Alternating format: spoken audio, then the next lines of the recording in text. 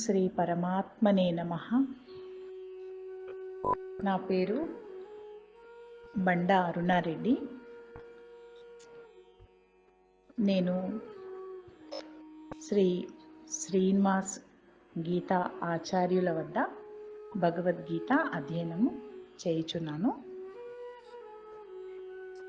ఈ యొక్క ఛానల్ ద్వారా నేను భగవద్గీతను పారాయణం చేస్తూ ఆ శ్లోకాలు మరియు తాత్పర్యమును పారాయణం ద్వారా కొంత వివరణ నేను ఇవ్వాలని చెప్పి ఈ ఛానల్ స్టార్ట్ చేయడం జరిగింది. మీరంతా కూడా ఈ యొక్క ఛానల్లో భగవద్గీత పారాయణము మరియు వివరణ వింటూ మీ యొక్క సలహాలు సూచనలు కూడా ఇస్తారని భావిస్తున్నాను. ఓం శ్రీ గురుభ్యో నమః. త్వమేవ మాతా చ పితా త్వమేవ త్వమేవ బంధుశ్చ సఖా త్వమేవ త్వమేవ విద్యా ద్రవిణం త్వమేవ త్వమేవ సర్వం మమ దేవదేవా. ఓ పరమాత్మ, నీవే నాకు తల్లియు తండ్రియు బంధువు సకుడవు, విద్య నేర్పే గురువు, మరి అదేవిధంగా సకల దేవతలు కూడా సర్వము నీవే తండ్రి. మనము భగవద్గీత పారాయణము మొదలు పెట్టడానికి ముందు భగవద్గీత యొక్క మహిమ ఏంటి, శ్రీమద్ భగవద్గీత యొక్క మహిమను గురించి మనము రెండు మాటల్లో మనము తెలుసుకోవాలి. ఎలా? సాక్షాత్తు భగవంతుని దివ్యవాణి శ్రీమద్ భగవద్గీత అయి ఉన్నది. దీని మహిమ అపారమైనది, అపరిమితమైనది. ఇట్టి భగవద్గీత మహత్యమును మాటల్లో వర్ణించుటకెవ్వరికీ కూడా సాధ్యం కాదు. ఏలనన ఇది ఒక పరమ రహస్య గ్రంథము, ఇది సకల వేద సారము. ఇందలి సంస్కృత భాష అతి సరళము, పరమ సుందరము.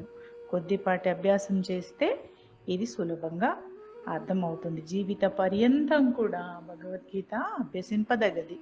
అయితే కొందరు ఈ గీతలో చెప్పబడ్డ విషయాలు రహస్యములని సరిగా అవగాహన చేసుకోక పెక్కుమంది కూడా ఏం చేస్తున్నారంటే నామమాత్రంగా తెలిసిన వాళ్ళై భగవద్గీత కేవలం సన్యాసుల కొరకే అని చెప్పి అపోహపడుతున్నారు. అందువల్ల వాళ్ళు పిల్లల చేత భగవద్గీత అధ్యయనం అనేది చేయించటం లేదు. తమ పిల్లలు గీత అధ్యయనం చేస్తే వాళ్ళు ఇల్లు విడిచిపెట్టి సన్యాసులు అయిపోతారనేటువంటి ఒక భావజాలంలో ఉన్నారు. వారికి ఆ భయం ఎందుకుంది? వారికి మోహ కారణమున తన క్షాత్ర ధర్మమును విముఖుడై బిచ్చమెత్తుకొని జీవించటానికైనా సిద్ధపడ్డటువంటి అర్జునుడికు పరమ గోప్యమైన గీత ఉపదేశము మనం శ్రీకృష్ణ పరమాత్మ బోధించటం వల్ల తర్వాత కూడా జీవిత పర్యంతం కూడా అర్జునుడు యుద్ధం చేసిన అనంతరం కూడా గృహస్థుడుగా ఉండి తన కర్తవ్యాన్ని నెరవేర్చాడు. మరి పిల్లలకు భగవద్గీత చదివించటంలో తప్పేముంది? పిల్లలు సన్యాసులు అయిపోతారని చెప్పి మనం అపోహపడడం అనేది తప్పు. కాబట్టి గీత అనేది విపరీత పరిణామాలు అనేది ఏమీ కలిగించదు. అందువల్ల శుభములు కోరుకునే వాళ్ళు ఈ యొక్క అపోహలు వీడి భగవద్గీత అధ్యయనం చేయాలి. భగవద్గీత పఠనం వల్ల, భగవద్ ఆదేశానుసారం సాధన చేయడం వల్ల వారికి మానవ జన్మ అనేది చాలా అతి దుర్లభమైనటువంటి ఈ మానవ జన్మ మనకు చాలా ధన్యముగా మారుతుంది. తుచ్చమైనటువంటి భోగాలకై వ్యర్థం చేస్తూ జీవితం మొత్తం కూడా ఎంతో పవిత్రమైన అతి దుర్లభమైనటువంటి మానవ జన్మని మనము వృధా చేసుకోరాదు. జీవిత పర్యంతం కూడా భగవద్గీత అధ్యయనము, దానిని మరి అర్థం చేసుకోవడము, ఆచరణము అనేది మనం చెయ్యాలని చెప్పి కోరుకుంటూ భగవద్గీత పారాయణంలోకి మనము ప్రవేశింతాము. మొదటి అధ్యాయం వచ్చేసి మనకు అర్జున విషాద యోగము అని ఉంటుంది. దీంట్లో 47 శ్లోకాలు ఉంటాయి. మరి ఈ 47 శ్లోకాల్లో కూడా పరమాత్మ చెప్తున్నటువంటి విషయము ఏంటంటే, ఇక్కడ మనకు భగవద్గీత అర్జున విషాద యోగంలో ధృతరాష్ట్రుడు మరియు సంజయుని మధ్య చర్చ, వారి మధ్య సంభాషణ అనేది జరుగుతుంది. దానినే మనకు ఇక్కడ తెలియపరిచినారు. ఇందులో ఉభయ సేనల యొక్క ప్రధాన వీరుల యొక్క పరిగణన ఎలా ఉంది, తర్వాత సింహనాదాలు, ఆ యొక్క శంఖధ్వనుల నాదాలు అనేవి ఎట్లా ఉభయపక్ష వీరులు ఎలా చేశారు అనేది, ఇంకా అర్జునుడు ఆ యొక్క సేనలను పరిశీలించటం, ఆయన దుఃఖపడము, మోహ వ్యాకులుడై, అంటే నేను యుద్ధం చేయను, వీళ్ళంతా నా వాళ్ళే అని చెప్పి అతను దుఃఖపడము, ఇవన్నీ కూడా మొదటి అధ్యాయంలో మనము చూడడం జరుగుతుంది. ఓం శ్రీ పరమాత్మనే నమః. శ్రీమద్భగవద్గీత అథ ప్రథమోऽధ్యాయః. అర్జున విషాద యోగః. ధృతరాష్ట్ర ఉవాచ ధర్మక్షేత్రే కురుక్షేత్రే సమవేతాయుయుత్సవః మామకా పాండవాశ్చైవ కిమకుర్వత సంజయ. ఇక్కడ ధృతరాష్ట్రుడు సంజయుణ్ణి అడుగుతున్నాడు, ఓ సంజయ, యుద్ధ సన్నద్ధులై ధర్మక్షేత్రమైన కురుక్షేత్రమునకు చేరియున్న నా కుమారులు పాండుపుత్రులు కూడా ఏం చేశారు, అక్కడ ఏం జరిగింది అంటే ధృతరాష్ట్రుడు చూడలేడు కదా, ఆయన సంజయుణ్ణి అడుగుతున్నాడు, అక్కడ యుద్ధంలో ఏం జరిగింది, నువ్వు ఏం చూసావు అన్ని కూడా ఆయన వివరాలు కూర్చొని సంజయుడి ద్వారా తెలుసుకుంటున్నాడు. మహాభారత యుద్ధ ఘట్టం అంతా కూడా సంజయుడు కళ్ళకు కట్టినట్టుగా ధృతరాష్ట్రునికి వర్ణిస్తున్నాడు అనమాట. సంజయ ఉవాచ దృష్ట్వా తు పాండవానీకం యూఢం దుర్యోధనస్తదా ఆచార్యముపసంగమ్య రాజా వచనమబ్రవీత్. సంజయుడు పలికెను, ఆ సమయమున రాజైన దుర్యోధనుడు వ్యూహరచనతో సమరమునకు మోహరించియున్న పాండవ సైన్యమును చూచి ద్రోణాచార్యుని కడకు ఏగి ఇట్లు పలికెను. ఆ సంజయుడు చెప్తున్నాడు ఏమని, ఓ ధృతరాష్ట్ర మహారాజా, అక్కడ ఆ యుద్ధ వ్యూహంలో దుర్యోధనుడు తన యొక్క వ్యూహ రచనతో మోహరించి ఉన్నటువంటి ఎదురుగా ఉన్న శత్రు సైన్యం ఎవరిది, అది అర్జునుడిది. అర్జునుడు పాండవ సైన్యం అంతా కూడా చూసి తన యొక్క వ్యూహమును ద్రోణాచార్యుని దగ్గరికి వెళ్ళి ద్రోణాచార్యునితో ఈ యుద్ధ వివరాలు మాట్లాడుతున్నాడు. ఏమని మాట్లాడుతున్నాడు, పశ్యైతాం పాండుపుత్రాణం ఆచార్య మహతీం చమూం వ్యూఢాం ద్రుపదపుత్రేణ తవ శిష్యేన ధీమతా. ఓ ఆచార్య, బుద్ధిమంతుడైన మీ శిష్యుడును ద్రుపదపుత్రుడును అయిన దృష్టద్యుమ్నునిచే వ్యూహాత్మకంగా నిలపబడిన పాండవుల ఈ మహాసైన్యమును చూడండి. ఆచార్య, ద్రోణాచార్య, మీ యొక్క బుద్ధిమంతుడైనటువంటి శిష్యుడు ద్రుపదపుత్రుడు దృష్టద్యుమ్నుడు వ్యూహాత్మకంగా పాండవుల మహాసైన్యాన్ని నిలబెట్టాడు. పాండవుల మహాసైన్యాన్ని ఒక్కసారి చూడండి ద్రోణాచార్య అని చెప్పి ద్రోణాచార్యునితో దుర్యోధనుడు మాట్లాడుతున్నాడు అని చెప్పి సంజయుడు ధృతరాష్ట్రునికి చెప్తున్నాడు. అత్ర శూరా మహేశ్వాసా భీమార్జున సమాయుధి యుయుధానో విరాటచ్చ ద్రుపదచ్చ మహారథః దృష్టకేతుచ్చేకితానః కాశీరాజచ్చ వీర్యవాన్ పురుజిత్ కుంతిభోజచ్చ శైవ్యచ్చ నరపుంగవః యుధామన్యుచ్చ విక్రాంత ఉత్తమౌజాచ్చ వీర్యవాన్ సౌభద్రో ద్రౌపదేయాచ్చ సర్వ ఏవ మహారథాః.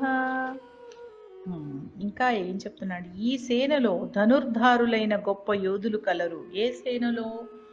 ఇక్కడ దుర్యోధనుడు ద్రోణాచార్యుల వారితో మాట్లాడుతూ ఎవరి గురించి? పాండవ సేన గురించి. పాండవ సేనలో ధనుర్ధారులైనటువంటి వాళ్ళు ఉన్నారని చెప్తున్నాడు. ఎవరు అంటే సాత్యకి, విరాటుడు, మహారథి అయిన ద్రుపద మహారాజు, దుష్టకేతువు, చేకితానుడు, వీరుడైన కాశీరాజు, పురుజిత్తు, కుంతిభోజుడు, నరశ్రేష్ఠుడైన శైభ్యుడు, పరాక్రమవంతుడైన యుధామన్యుడు, వీరుడైన ఉత్తమౌజుడు, సుభద్రాపుత్రుడైన అభిమన్యుడు, ద్రౌపది యొక్క 5 పుత్రులు కూడా ఈ యొక్క యుద్ధ సమూహంలో ఉన్నారు, ఈ యొక్క సేనలో ఉన్నారు. వీరందరూ కూడా మహారథులు.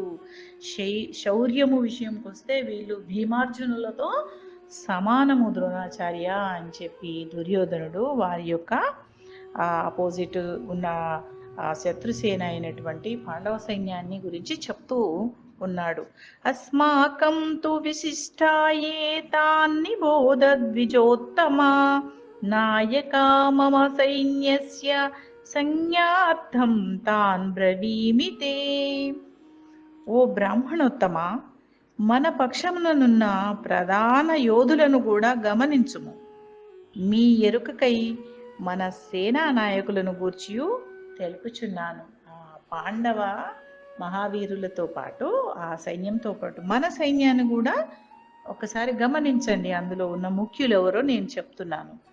భవాన్ భీష్మచ్చ కర్ణచ్చ కృపచ్చ సమితింజయః అశ్వత్థామా వికర్ణచ్చ సౌమదత్తిస్తథైవ చ.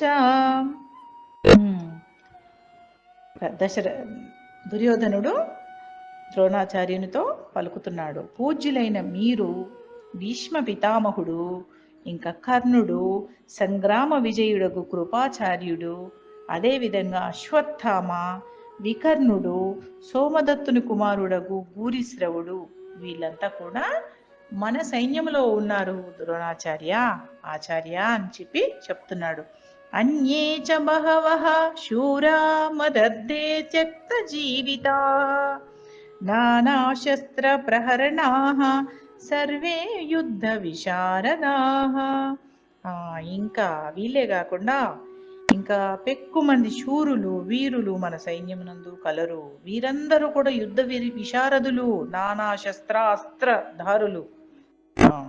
యుద్ధ విశారదులు, నానా శస్త్రములు అస్త్రములు ధరించినటువంటి వాళ్ళు, నా కొరకు తమ ప్రాణములను వడ్డీ అయినా యుద్ధము చేయుటకు సిద్ధముగా ఉన్నవాళ్ళు. ఇక్కడ దుర్యోధనుడి అతిశయం చూడండి.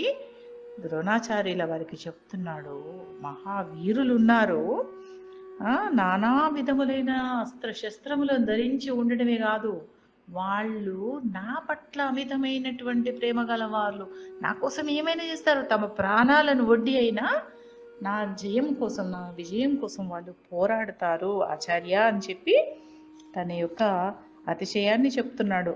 అపర్యాప్తం తదస్మాకం బలం భీష్మాభిరక్షితం పర్యాప్తం విదమే తేషాం బలం భీమాభిరక్షితం. భీష్మ పితామహునిచే సురక్షితమై అపరిమితముగా ఉన్న మన సైన్యము అజేయమైనది.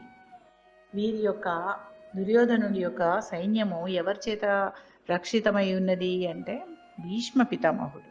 భీష్మ పితామహుడి కంట్రోల్లో ఉన్నటువంటి మన యొక్క సైన్యము అజేయమైనది, ఎవ్వరు జయించలేనటువంటి సైన్యం మనది. భీమునిచే రక్షింపబడుచు పరిమితముగా ఉన్న పాండవ సైన్యమును జయించుట అతి సులభము. ఎంత అతిశయం చూడండి. భీష్మ పితామహుడి కంట్రోల్లో ఉన్న మన మహాసేన ఎక్కడ, ఆ భీముడి చేత రక్షింపబడుచున్న ఎంత పరిమితంగా ఉన్నాడు, అతి పరిమితంగా ఉన్న ఈ పాండవ సైన్యము ఎక్కడ, వీళ్ళని జయించటము అతి సులభము ఆచార్య అని చెప్పి అతిశయంకి పోతున్నాడు దుర్యోధనుడు. అయనేషు చ సర్వేషు యథాభాగమవస్థితాః భీష్మమేవాభిరక్షन्तు భవంతః సర్వ ఏవ హి. కావున అన్ని వ్యూహద్వారముల యందు మీ మీ స్థానముల యందు నిలిచియున్నవారై మీరు అందరూ కూడా నిస్సందేహముగా భీష్మ పితామహునిచే అన్ని వైపుల నుండి ఈ యొక్క మహాసేనను రక్షింతురు కాక. అంటే దుర్యోధనుడు వారి ఆచార్యులైనటువంటి ద్రోణునితో చెప్తున్నారు, మన యొక్క సైన్యం చాలా గొప్పది, మహా అతిరథులు ఉన్నారు, అస్త్రశస్త్రాలతో ఉన్నారు, నా కోసం ప్రాణాలొడ్డి పోరాడే వీరులు ఉన్నారు. కాబట్టి మనం ఏం చేయాలి?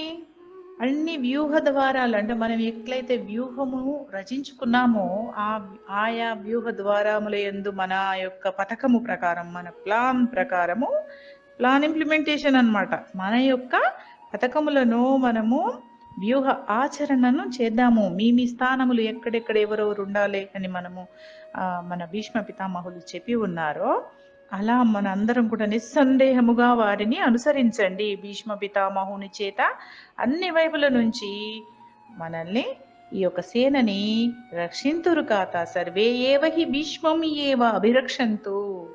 అందరూ కూడా నిస్సందేహంగా భీష్మ పితామహుని చేత అన్ని వైపుల నుంచి రక్షింతురు కాక. ఈ విధంగా ఈ యొక్క మహాసేనలు, ఇరువైపులా ఉన్న మహాసేనల గురించి సంజయుడు ధృతరాష్ట్రునితో చెప్తున్నాడు.